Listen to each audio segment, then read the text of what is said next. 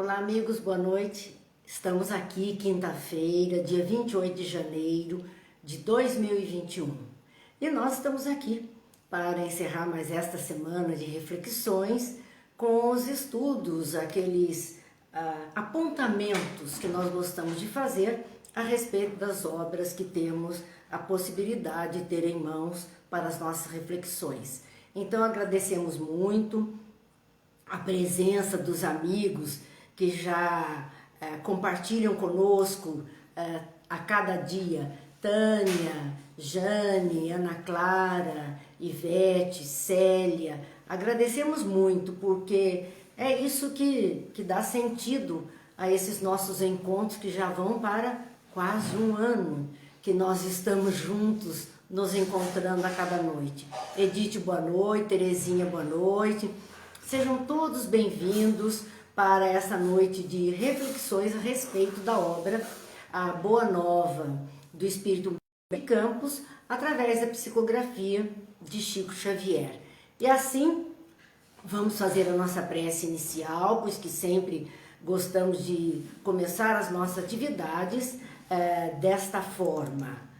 Pai de bondade, que a sua luz e a sua paz nos envolva, que as bênçãos dos céus descendo sobre nós, fortalecem nossas almas, as melhores diretrizes para o nosso caminhar, nos fortaleça a existir. Então agradecemos muito a presença dos companheiros que estão conosco, porque para nós é sempre um motivo de alegria estarmos aqui. Cleide, boa noite. Seu Antônio, boa noite. Mauro, Neuza, Rosângela, Terezinha, Edith, boa noite a todos, sejam bem-vindos e vamos juntos refletir um pouquinho. Carol, Rosângela, Neuza. Nós hoje vamos ver o capítulo 25 da obra Boa Nova, que tem como título A Última Ceia. Como nós sempre gostamos de alertar, a obra ela não tem a sequência dos fatos, ela não mantém nos seus capítulos a sequência dos fatos, tanto que já vimos a questão da crucificação, da traição de Judas, de alguma coisa, mas agora a última ceia. Então nós vemos assim, os pontos importantes, as lições que pudermos tirar desses relatos épicos dos acontecimentos na vida de Jesus e de todos aqueles que o acompanharam. Adriana, boa noite. Silvio, Olívia, boa noite. Sejam bem-vindos, que nós possamos refletir em paz. Então narra Humberto de Campos que encontrava-se à época no primeiro dia da festa da Páscoa.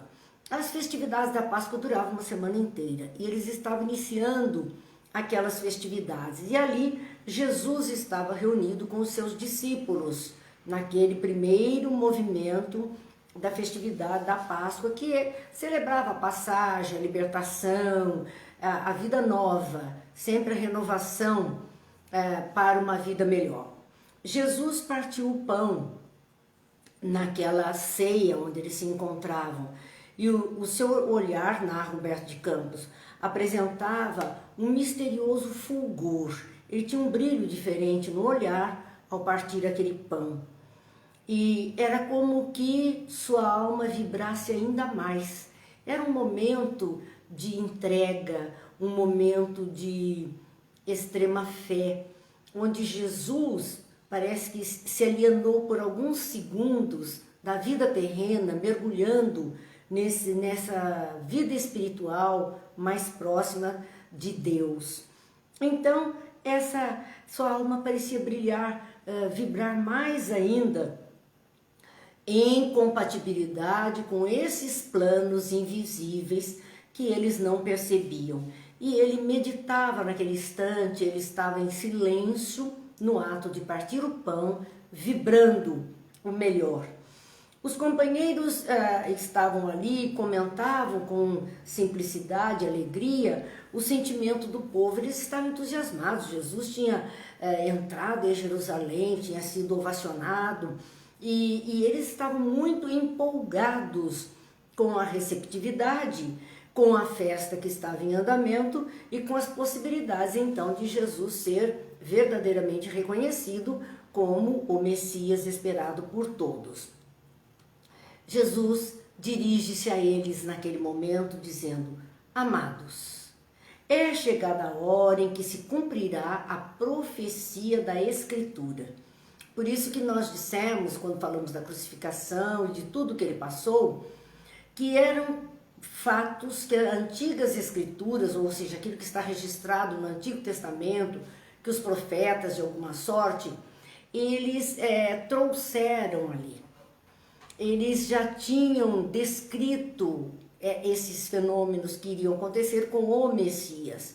Então Jesus não alterou nada até para que o povo pudesse, mediante os fatos que deveriam acontecer, observar o que estava acontecendo e assim identificar que sim, ele era o Messias prometido. Por isso, eles, olha, está chegando a hora em que se cumprirá a profecia da Escritura. E ele começa a descrever o que ele iria viver. Eles estão num momento de festa, num momento de glória, e ele começa a descrever o que é que o aguardava. Humilhado e ferido, terei de ensinar em que não triunfe apenas, terei de ensinar em Jerusalém, porque ele se encontrava em Jerusalém, a necessidade do sacrifício próprio para que não triunfe apenas uma espécie de vitória, tão passageira quanto a edificação do egoísmo ou do orgulho humanos. Jesus falava do que iria acontecer com ele, dizendo humilhado e ferido, porque ele ia ser preso, ele ia passar por todos aqueles sacrifícios que fizeram que ele passasse. Esse humilhado e ferido eu terei que ensinar em Jerusalém a necessidade de sacrifício próprio para que não triunfe apenas uma espécie de vitória, porque o ser humano estava acostumado às vitórias terrenas. A entrada dele com tamanha receptividade para o olhar dos seus discípulos era uma grande vitória. Ele então ser eleito como o Messias, o Rei dos Reis, seria uma vitória sobre aquele reino terrestre que era estabelecido ali, que tinha aquela nobreza presente. Os homens pensam somente nessas glórias terrenas, nessas vitórias terrenas. E Jesus disse: eu vou ter que mostrar, vou ter que ensinar, através do meu sacrifício, um outro tipo de vitória. Porque esta que eles estão acostumados é muito passageira, tão passageira quanto as edificações do egoísmo e do orgulho humanos. E um alerta que ele faz. Porque essa questão nossa, tão própria de nós, seres humanos, o egoísmo e o orgulho ainda tão nato e às vezes tão exacerbado como nós vemos, é passageiro no espírito. Por mais que um espírito tenha esse perfil, ou esse traço de extremo orgulho, extremo egoísmo, e essa não é a condição ad eterno dele. Essa não é a verdadeira condição de um filho de Deus, um ser criado por Deus. É algo passageiro na sua trajetória imortal. Então, por pior que ele se mostre nesse caminho hoje, ele não permanecerá assim para todo sempre. Ele dizia: isso é engano. Nós vivemos, às vezes, enroscados no orgulho e no egoísmo, e ele fala que isso é uma edificação, houve uma edificação. Nós elegemos ser assim por um período de tempo dessa nossa caminhada imortal. Elegemos o orgulho e o egoísmo como carro-chefes da nossa caminhada. Mas vai chegar um momento que isso tudo é derrubado. Nós estamos vivendo momentos difíceis para a humanidade, mas são momentos preciosos para a educação do espírito. Então, o que é que nós estamos vendo nessa questão, por exemplo, de orgulho humano? Chega na hora da doença, eu costumo dizer que na horizontal dos leitos de um hospital, todas as alturas se anulam. Não tem um mais alto que o outro, estão todos na mesma condição dependendo das mesmas coisas para se safarem da dor, da doença, da dificuldade. Não tem esse nem aquele. Todos experimentam a mesma dor, experimentam a mesma incerteza, a mesma angústia, o mesmo desespero.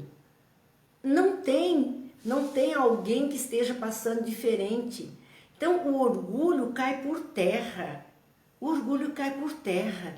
Quando você fica na dependência de que outras mãos cuidem do seu próprio corpo, de que outras criaturas venham a alimentá-lo, a higienizá-lo. Onde o orgulho? Ele desaparece. Nessas condições, o nosso orgulho vai sendo quebrado. E o nosso egoísmo, nós vamos tendo que abrir mão, porque estaremos todos, vamos pensar na vacina e na fila.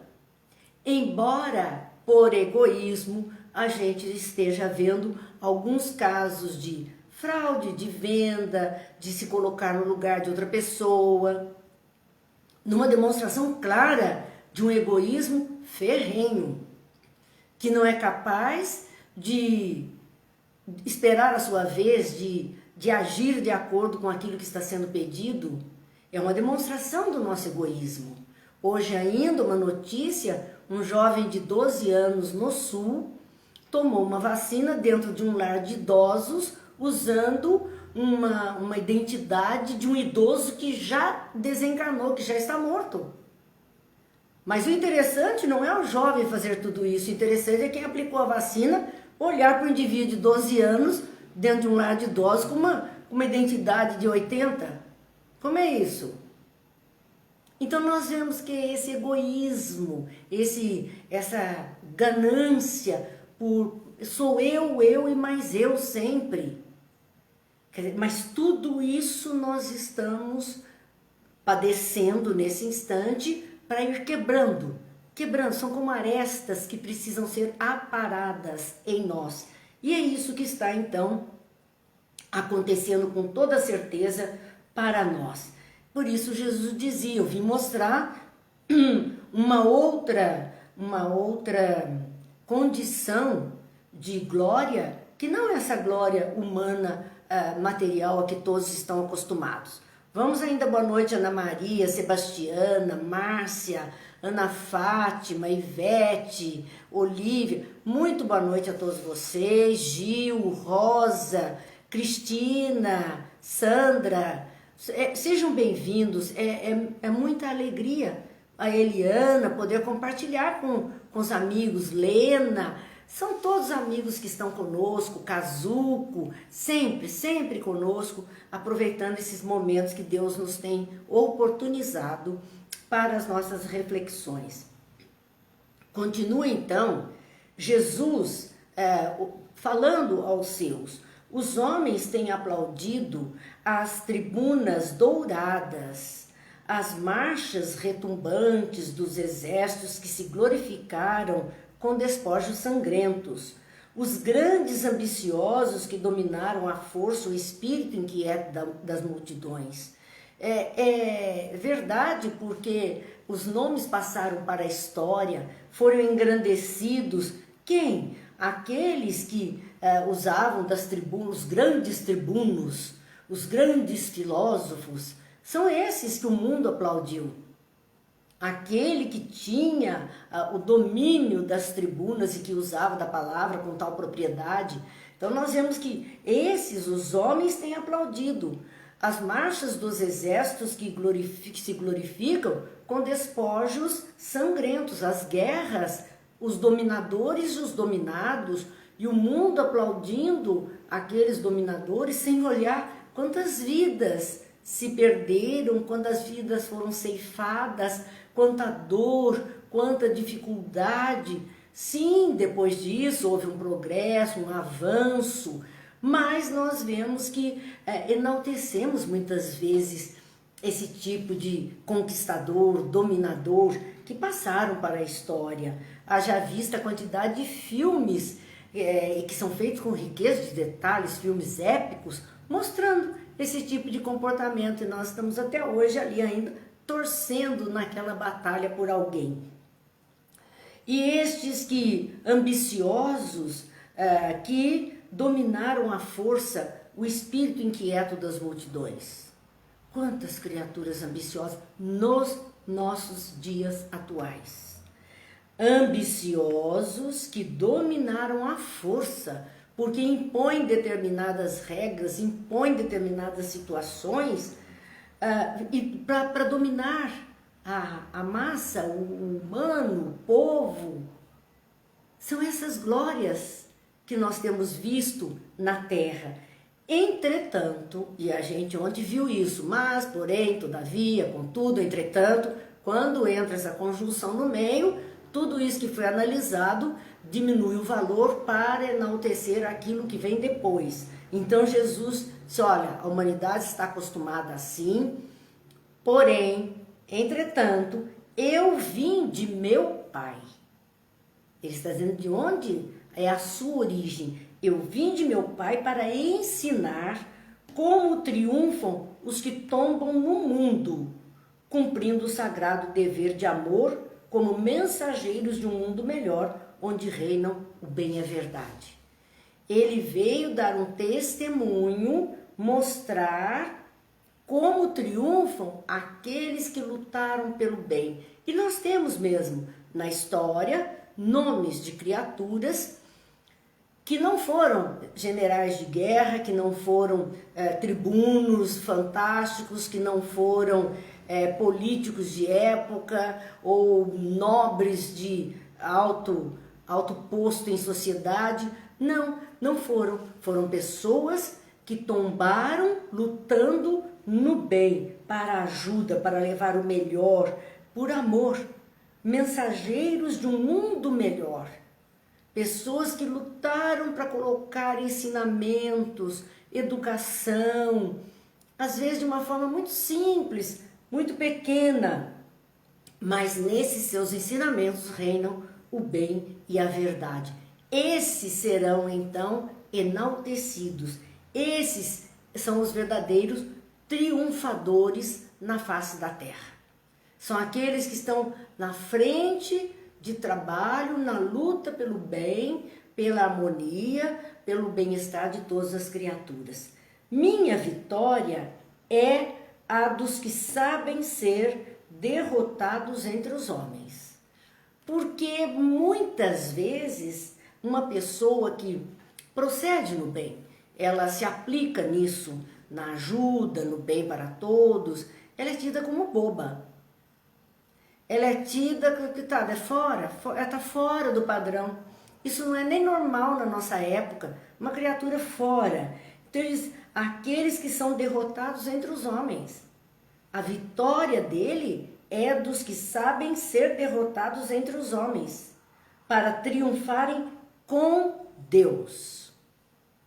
Não estão se incomodando com o que os homens estão pensando deles. Tem a consciência de estar fazendo alguma coisa melhor numa proposta de melhoria para a humanidade toda. Então, eles estão ali na construção de suas obras, imolando-se, sacrificando-se com alegria para a glória de uma vida maior. Quantos idealistas, quantas pessoas que sonharam um mundo melhor e lutaram por esse mundo melhor. Eu tenho um sonho, o sonho da liberdade. Quantos lutaram por esse sonho da liberdade, que não era para ele, que até pereceu, mas para os que viriam depois. Eu tenho um sonho de uma vida melhor para uma região, e ali ele se aplica, ele se dedica. É uma figura anônima, mal vista muitas vezes, no entanto, ele está ali para fazer a diferença. É aquele que sai vitorioso pela tarefa realizada em benefício de muitos. E eu vou de novo lembrar aquele filme que eu esqueço o nome, mas eu sei a Cidinha há de lembrar com certeza. Eu acho que é o menino que ele fazia com os ventos. É uma história real de um menino na África que ele constrói a partir de sucata um moinho de vento para conseguir ter energia e água na sua aldeia, onde eles viviam uma vida miserável.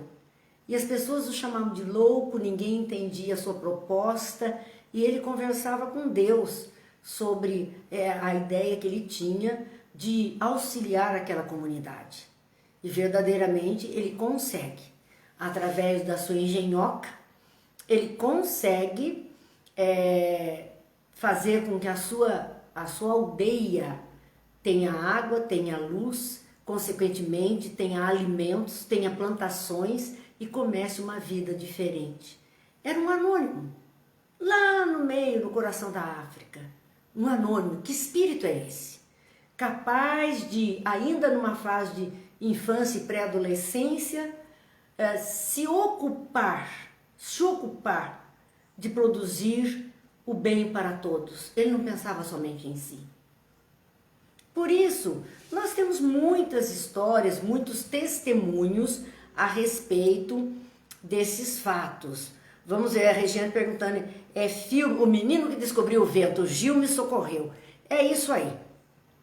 Eu esqueço o nome, eu não esqueço o filme, mas normalmente o nome eu não gravo. Mas o filme, a história, o conteúdo, alguns diálogos, esse eu não esqueço não. Mas aí eu preciso do socorro dos amigos.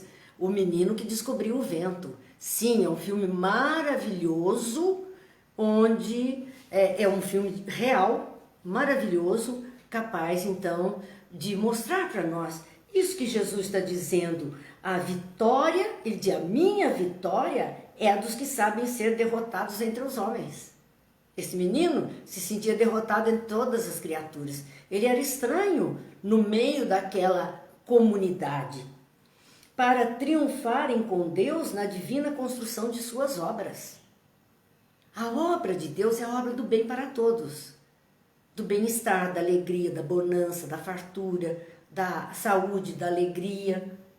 É isso que Deus quer para todos, mas Ele conta conosco. Ele conta com todas as criaturas dispostas a fazer alguma coisa boa em favor dos outros também. Imolando-se, sacrificando-se, sim, no caso dele havia sacrifícios da parte dele, no caso de Jesus, tantos outros, com alegria para a glória de uma vida maior. Aquele espírito está pronto, ele vem num local adequado, com uma tarefa a ser realizada e ele não perde o foco disso. Só que pode parecer realmente estranho aos outros, porque não é o habitual, ele é o ser diferente. Jesus continuava a falar com os seus e eles então começaram a observar que a coisa era séria e ficaram ali ansiosos olhando para Jesus, porque naquele momento de glória terrena, de entrada triunfal em Jerusalém, Jesus vinha com essa conversa. O que estava ali?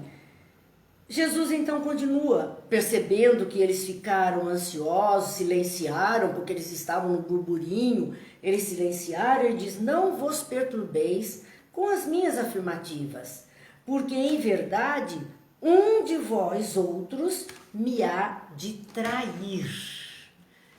Que coisa dura, a traição é alguma coisa tão dolorida para todos nós. Dificilmente, eu acredito que alguém que se sentiu traído na vida pôde rir da traição. Não, chorou muito, sentiu muito, magoou muito. E a traição, ela não vem do inimigo, do adversário. É sempre do amigo, do que está próximo, daquele que a gente acredita que está ao lado, que tem a mesma proposta. A traição vem daí. E é por isso que ela fere muito, porque fizemos um investimento de emoções e sentimentos sobre aquela criatura que agora se comporta dessa forma conosco. Então Jesus já estava alertando ali de que eles não se assustassem com essas falas, isso se cumpriria sim aquelas escrituras antigas, porque um dos nossos há de me trair. Iria trair a sua confiança, iria entregá-lo. As mãos que eu acariciei, voltam-se agora contra mim. É por isso que dói. Porque são mãos de amigos, são mãos de carinho, são mãos de atenção, são mãos de cuidado. E essas mesmas mãos que partilharam comigo tanta coisa, agora se voltam contra mim. Todavia, minha alma está pronta para a execução dos desígnios de meu Pai. Porque Jesus entendia que mesmo que uma criatura se comportasse assim, a Tânia, o que houve com o pitico? Eu preciso explicar para vocês. Pitico é um pincher desse tamanhinho que a gente tem. Ele é neurótico, ele tem trauma de barulho de moto. Essas que fazem um barulho muito grande.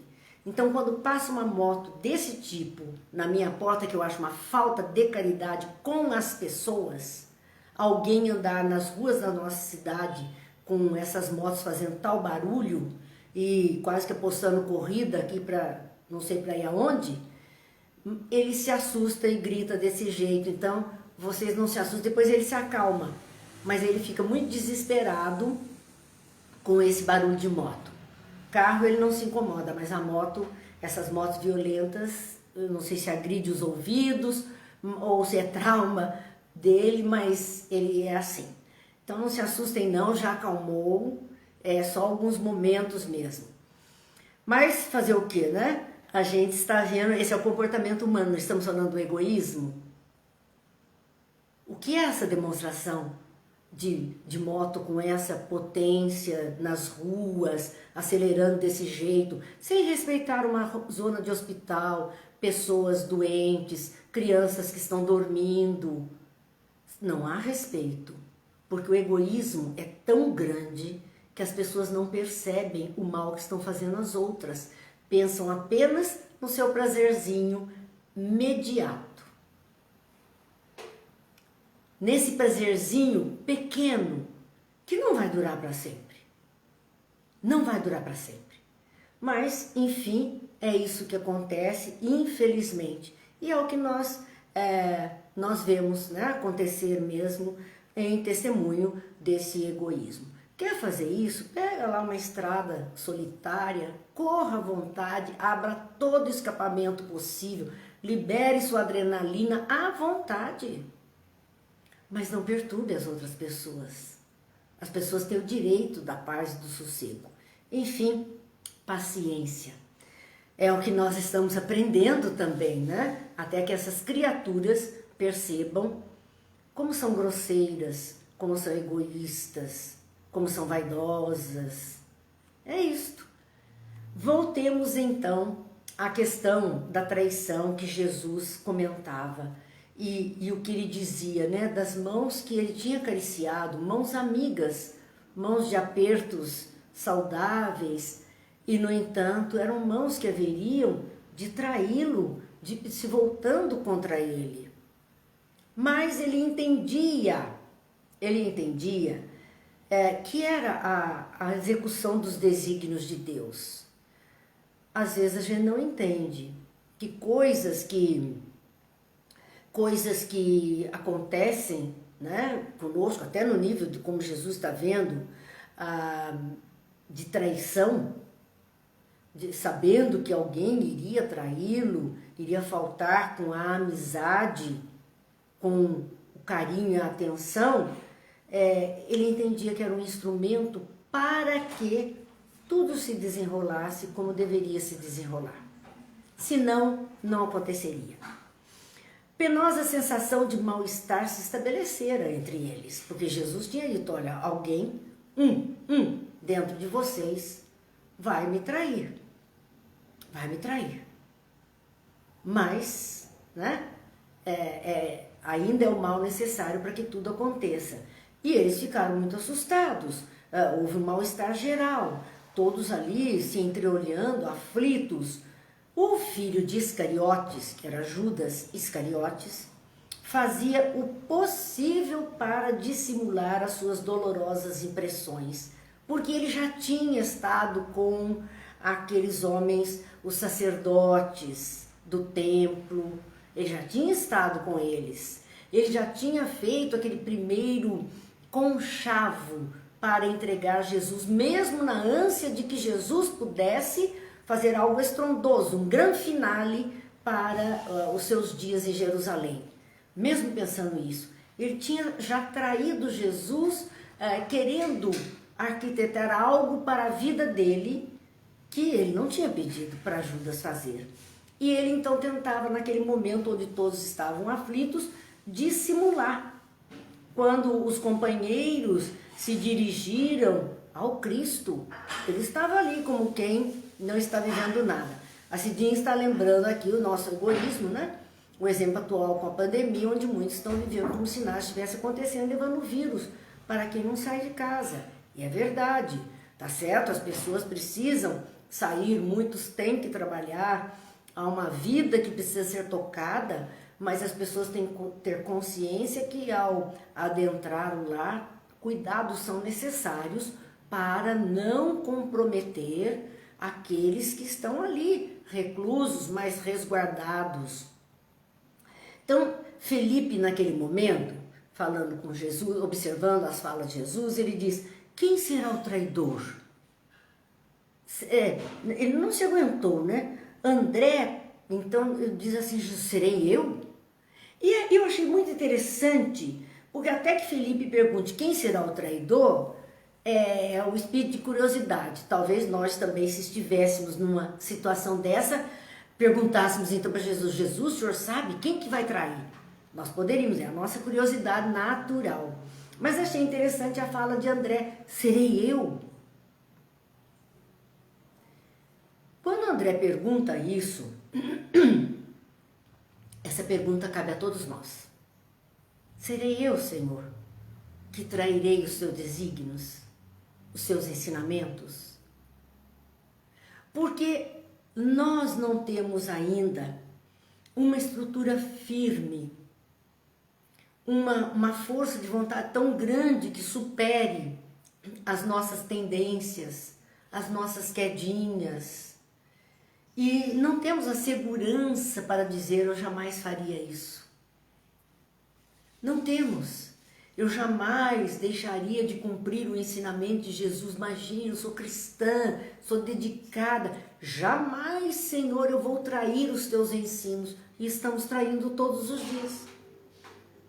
Estamos falhando todos os dias.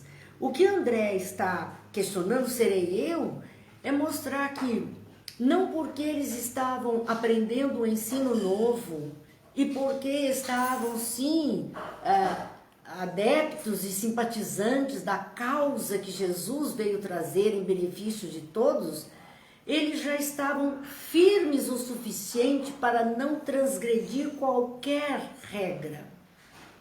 Estavam humanos demais ainda, como nós, humanos demais. Padre Fábio de Mello tem uma música com esse título, Humanos Demais. Humanos demais para compreender. Por que Jesus esteve com o ladrão? Por que Jesus perdoou a mulher?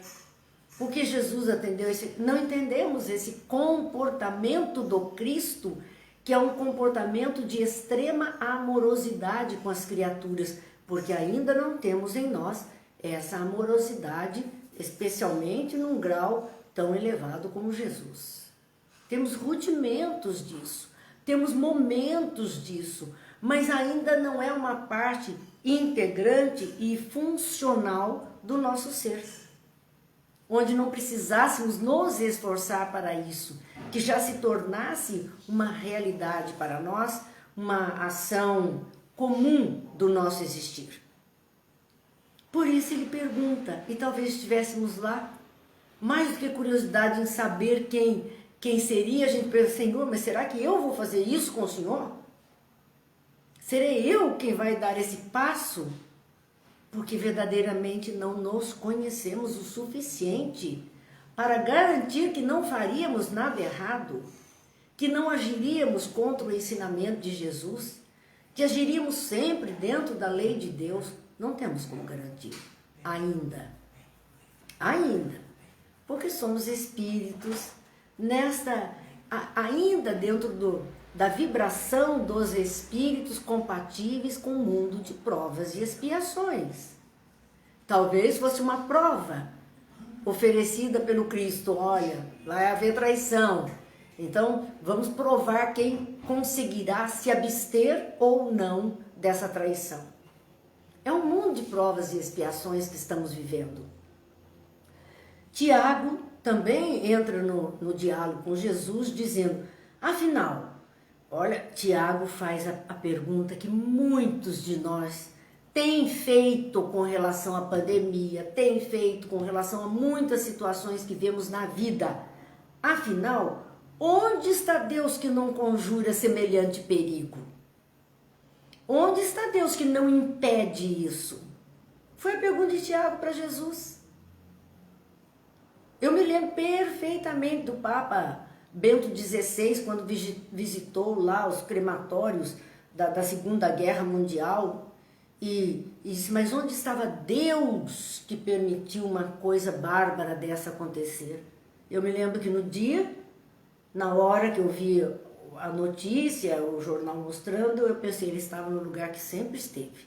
Nós é que não estávamos no lugar que deveríamos estar para evitar qualquer coisa desse tipo.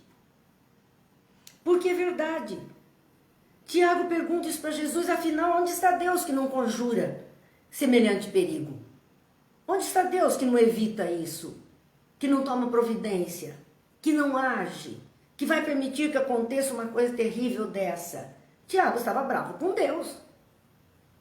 Jesus então diz, Tiago, faze calar a voz da tua pouca confiança na sabedoria que nos rege os destinos.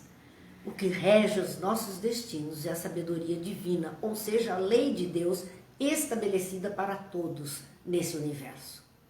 E ele diz, faz calar a tua voz, a voz da tua pouca confiança na sabedoria divina. Nós não conseguimos ter essa visão, essa confiança total, essa fé inabalável diante das dificuldades. Fraquejamos, imprecamos, brigamos com Deus, ficamos de mal, queremos providências que atendam, claro, aquilo que nós entendemos como sendo o melhor. Uma das maiores virtudes do discípulo do Evangelho, diz Jesus a Tiago, é a de estar sempre pronto ao chamado da providência divina. É a tranquilidade diante dos acontecimentos. Aquilo que nos acontece estão vindo por necessidade, por razões que às vezes não conseguimos saber, mas acontecem. E se nós confiarmos em Deus, sim, que isso é uma situação passageira, é algo que terá um momento de esgotamento, se nós confiarmos, conseguimos passar com mais tranquilidade por conta dessas dificuldades. Não importa onde e como seja o testemunho da nossa fé. Então Jesus dizendo que não importa como será o testemunho da nossa fé. Onde vamos ter que testemunhar? Como isso vai acontecer? Isso não importa. Chega um momento que todos temos que testemunhar alguma coisa com relação à própria fé. E aí que nós somos testados para ver o quanto aguentamos ou não, o quanto somos capazes de vencer a dificuldade, amparando-nos na espiritualidade amiga. O essencial, diz Jesus a ele, é revelarmos a nossa união com Deus em todas as circunstâncias. O essencial é mantermos o vínculo, por isso que a fé e a expressão religiosa, a nossa religiosidade através de uma expressão religiosa dentro deste ou aquele acontecimento, dentro deste ou aquele templo, é muito importante para vencermos as dificuldades. Quando deixamos de lado a fé, a religião, a religiosidade, a transcendência do ser, nós nos tornamos extremamente vulneráveis às coisas terrenas. Nos enfraquecemos profundamente. muitas falas dos nossos dias atuais se reportam à questão de estarem abalando a fé. Criaturas mal intencionadas na vida da crosta terrena, na humanidade, que querem excluir a fé, diminuir a fé das criaturas, a expressão de fé, porque sabem que isso é que sustenta a alma. A própria medicina da nossa atualidade fala que temos até no nosso cérebro um ponto que eles determinaram como ponto Deus, que interfere em toda a nossa capacidade mental ou física por conta de oração, de fé, de vibração. Nós vemos muitas vezes depoimentos de área de saúde naqueles experimentos de grupos de oração para um determinado doente e ver o resultado disso sobre aquela criatura. E o direito dela estar ali recebendo o amparo da sua fé, da sua crença, do valor da sua transcendência.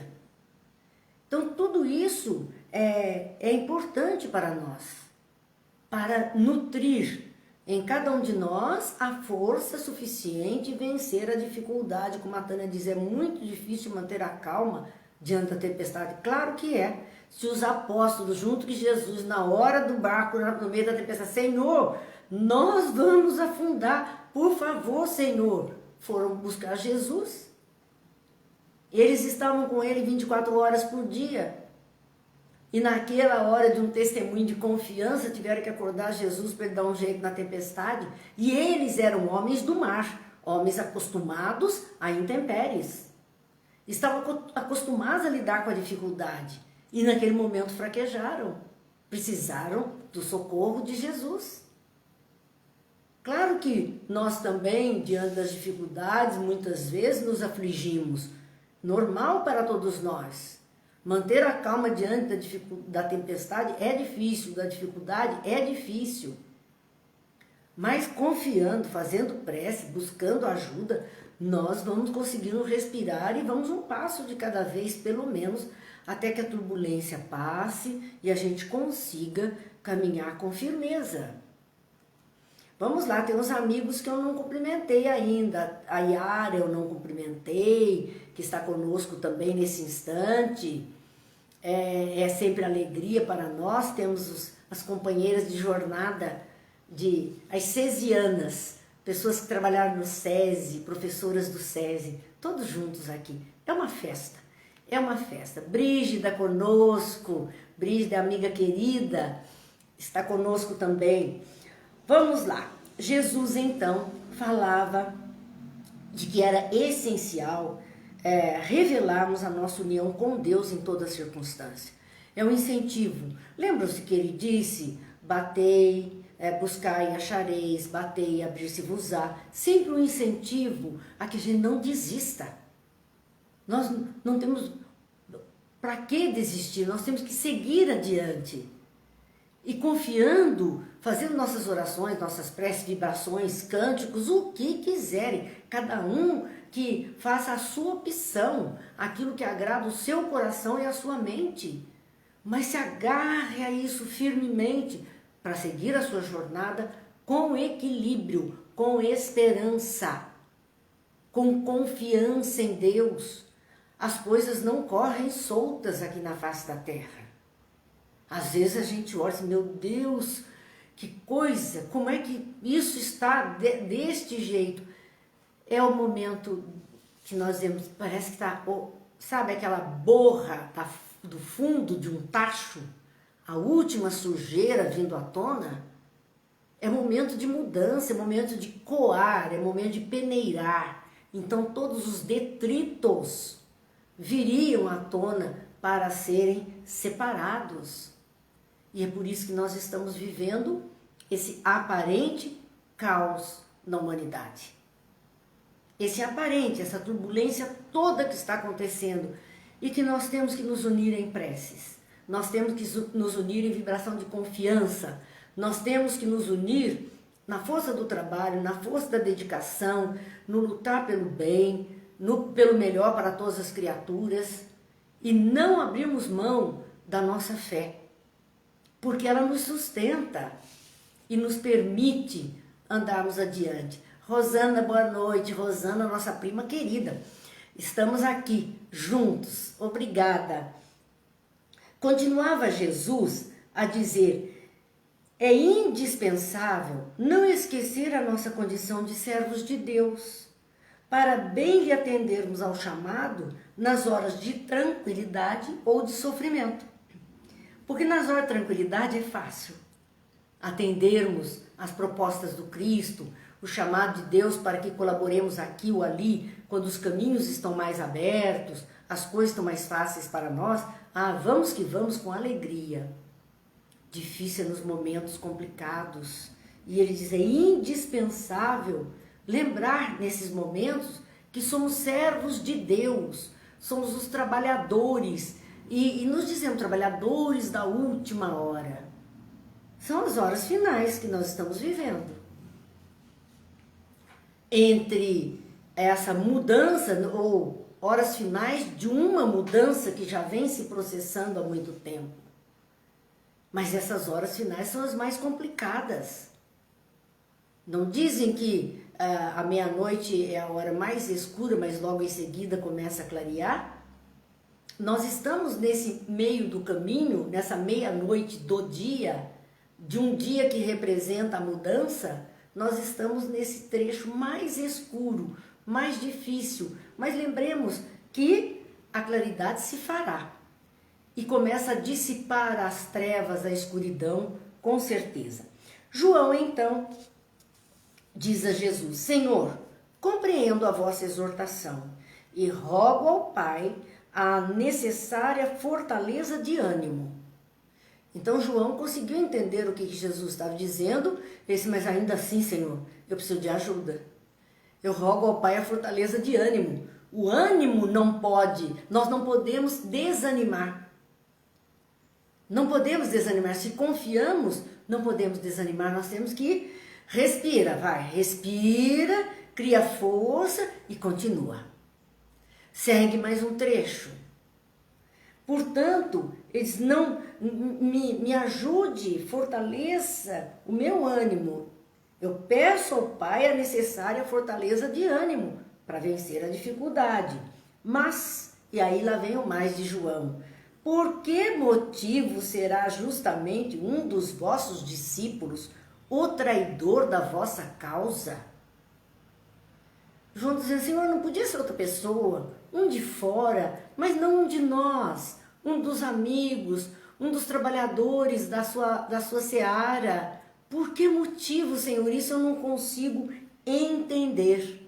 E continua João dizendo a Jesus, já nos ensinastes que para se eliminar do mundo os escândalos, outros escândalos se tornam necessários. Gente, essa frase é tão atual e tão verdadeira. Para eliminar do mundo os escândalos, outros escândalos são necessários. Porque Jesus disse, é preciso que o escândalo venha, mas ai de quem, por quem ele venha. Porque quando alguém escandaliza, chama atenção e cria uma série de dificuldades, os olhos se voltam para aquilo e se descobrem escândalos maiores que estavam acontecendo. Então, para enxergar um mal, outro mal se mostra para que a gente enxergue tudo o que estava por trás daquilo.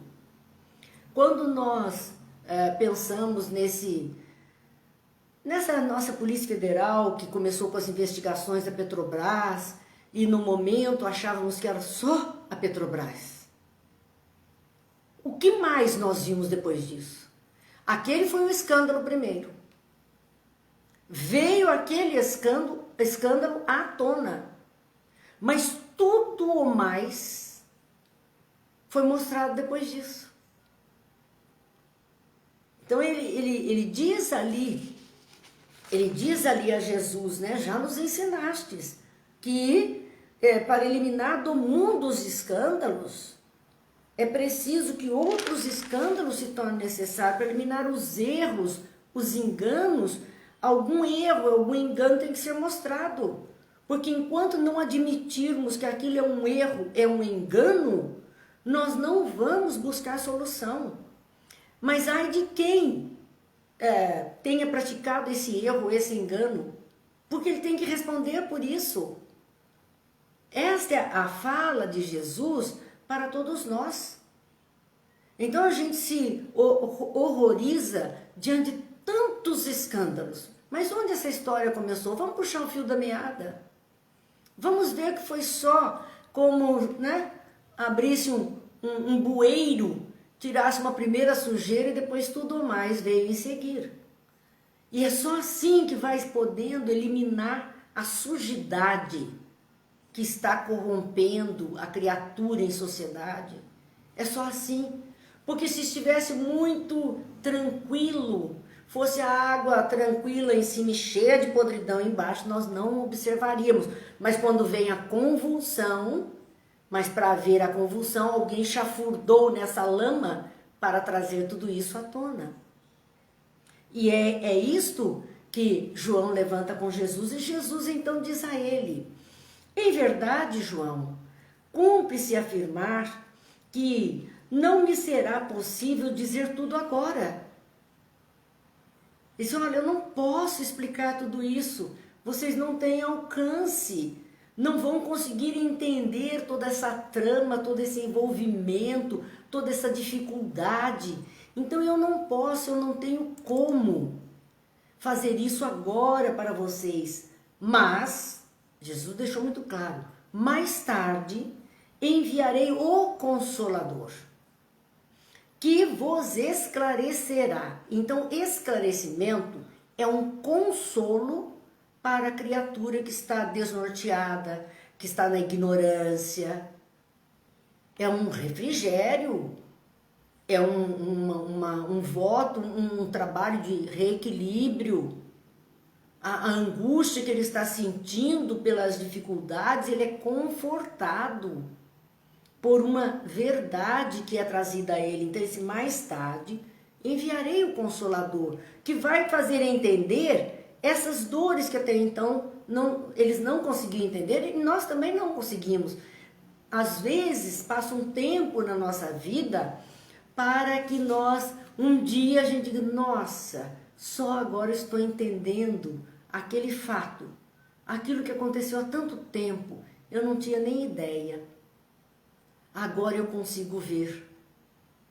Abençoada a hora que aconteceu daquele jeito, porque senão teria sido pior. É a situação que é mostrada então para todos nós a respeito desse Consolador que Jesus enviaria. Então ele diz: sim, eu enviarei o Consolador que vos esclarecerá em meu nome. Assim como ele também falava em nome do Pai. Ele diz: como agora vos falo em nome do meu Pai. O que Jesus trouxe para nós em nome do Pai, em nome de Deus? Ensinos que pudessem nortear a nossa caminhada. Não pôde nos ensinar tudo, porque nós não tínhamos maturidade, condição de observar isso, de aproveitar isso. Não tínhamos. Então eles tinham que esperar que nós nos amadurecêssemos um pouco, para que viesse um outro que pudesse falar em nome dele, quer dizer, trazer os seus ensinos. Ele trouxe a lei divina de uma forma que pudesse entender, mas ela não pôde ser detalhada.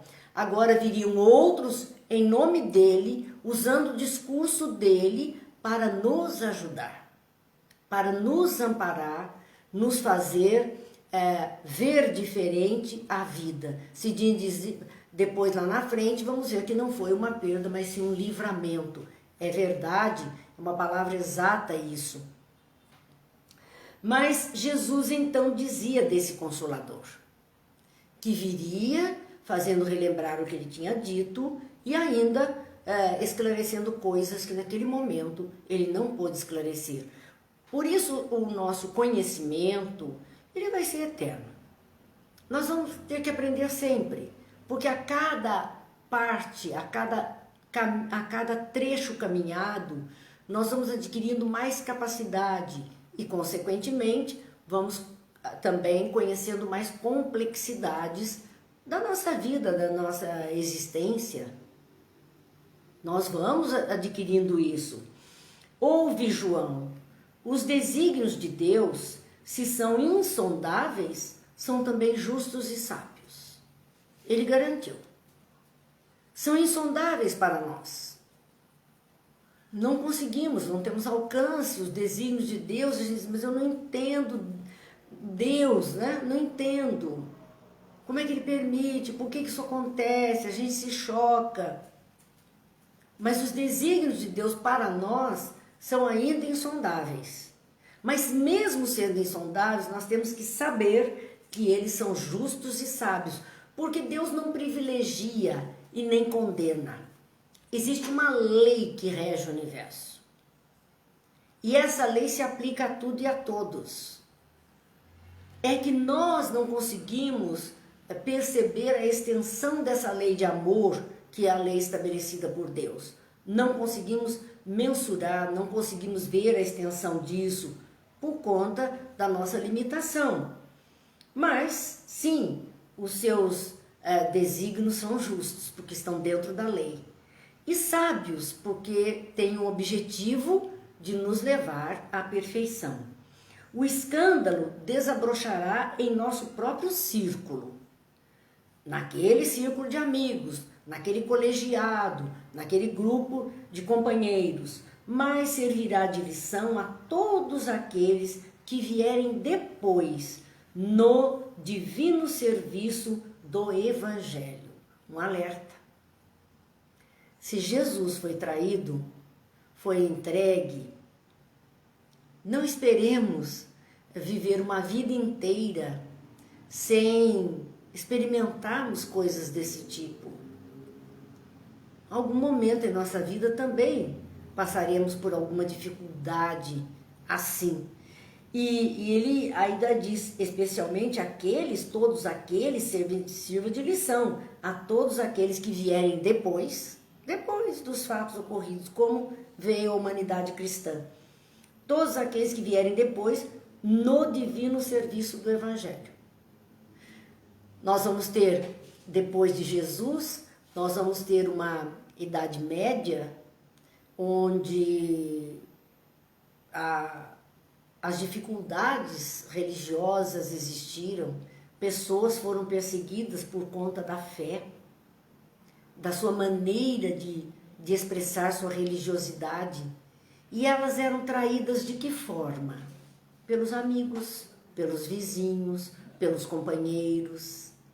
Eram eles que denunciavam, eram eles que entregavam para a Inquisição e jogavam nas fogueiras. A consequência era essa. Eles não foram traídos por inimigos, eles foram traídos por amigos. Eles queriam divulgar um bem, uma simplicidade de vida, alguma coisa boa, e não conseguiram. Porque amigos o traíram. Por isso Jesus disse, aquele que for trabalhar nos evangelhos, levando a caridade, o bem, se prepare, porque vai ter traição. Vai ter aquele que vai trair, são os que estão junto. Eles compreenderão que para atingirem a porta estreita da renúncia redentora, hão de encontrar muitas vezes aqueles trabalhadores, o abandono. Muitos viram as costas, muitos deixam de lado, muitos se separam por outros interesses. A ingratidão nem reconhece o que aquele um fez uma vida toda, vira as costas na ingratidão e o desentendimento dos seres mais queridos. Por isso que dói muito, porque é o ser querido que se torna o ingrato, que se torna aquele que abandona, aquele que não reconhece, aquele que não consegue ter entendimento. Daí doer muito quando acontece, mas vamos experimentar isso. Com certeza. Isso revelará a necessidade de cada qual afirmar-se no seu caminho para Deus, por mais espinhoso e sombrio que seja. A nossa consciência tem que ser essa. Sabemos o que é para fazer. Sabemos que é para agir no bem. Não esperemos reconhecimento terreno. Não esperemos que todos aprovem o nosso modo de agir, o nosso modo de pensar, o nosso modo de fazer esse bem. Porque cada um tem suas características próprias. E cada um vai atender interesses particulares, pessoais, seja movido por que for. Mas se estamos firmes na nossa intenção de fazer o melhor, não nos ocupemos das pedras do caminho. Façamos com as pedras belas esculturas à margem do nosso caminhar e sigamos em frente. Porque é isto que Jesus está nos ensinando a fazer. Peguemos as pedras atiradas, façamos esculturas, depositemos à margem do caminho e vamos seguindo. Jesus já disse, os cães ladram e a caravana passa. A caravana sabia para onde ir e não se ocupava ou se preocupava com o ladrar dos cães. Então, meus amigos, nossa hora extrapolou. Nós ficamos refletindo sobre Jesus, não acabamos esse capítulo que fala da última ceia, estamos ainda nas reflexões de Jesus com os seus.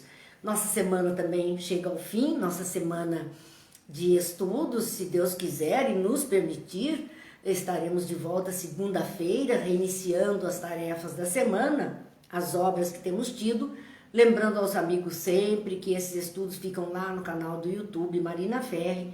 Vão lá, por favor, se inscrevam, deixe lá o seu like, o seu dislike, como quiserem, mas de alguma forma interajam, porque é assim que eles vão permitir que fique lá tudo isso para que todos possam aproveitar do que temos, do pouco que temos, mas que é feito com muito carinho, muita vontade de acertar, muita vontade.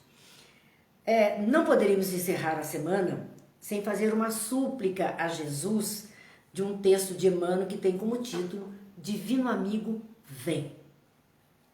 Senhor, Tu que nos destes no tempo o sábio condutor de nossos destinos, faze-nos entender a bênção dos minutos, a fim de não perdermos o tesouro dos séculos. Porque o tempo, Senhor, guardando-nos a alma nos braços das horas incessantes, embora nos amadureça o entendimento, não nos ergue da terra ao encontro de Ti. Por ele temos a hora do berço e a hora do túmulo, a hora de semear e a hora de colher, a hora de rir e a hora de chorar. Com ele temos a experiência da dor e da alegria, da ilusão e da realidade, do conforto e da angústia, que nos transformando o raciocínio, não nos alteram o coração. É por isso, Senhor, que te rogamos assistência e socorro. Ajuda-nos a cooperar com os dias, para que os dias colaborem conosco. Ensina-nos a buscar a hora de buscar-te, no respeito aos teus desígnios, no trabalho bem vivido, no estudo de tuas leis, nos serviços aos semelhantes, na contemplação da tua grandeza e na ação constante do bem. Livra-nos da inércia, porque sem tua bênção, a ronda dos milênios é só repetição, prova e monotonia. Divino amigo, vem e ampara-nos a senda, porque sem ti o tempo, embora sendo luz e embora sendo vida, sem que te procuremos, deixar-nos aclamando nos abismos da sombra, da aflição e da morte. Divino amigo, vem. Vem ter conosco para que tenhamos a força, a fé, a esperança sempre. Que Deus nos abençoe, Jesus ilumine todos os lares, os seus familiares, essas bênçãos se estendam para a humanidade, muito especial para aqueles que estão trabalhando para salvar vidas, para aqueles que estão lutando pelas leis melhores para a sociedade, para aqueles que cuidam da saúde, todos aqueles que estejam assistidos para darem conta da tarefa que um dia assumiram como espíritos diante da lei do amor, que é a lei divina. Muita paz, muita luz, bom fim de semana a todos, com as bênçãos de Deus.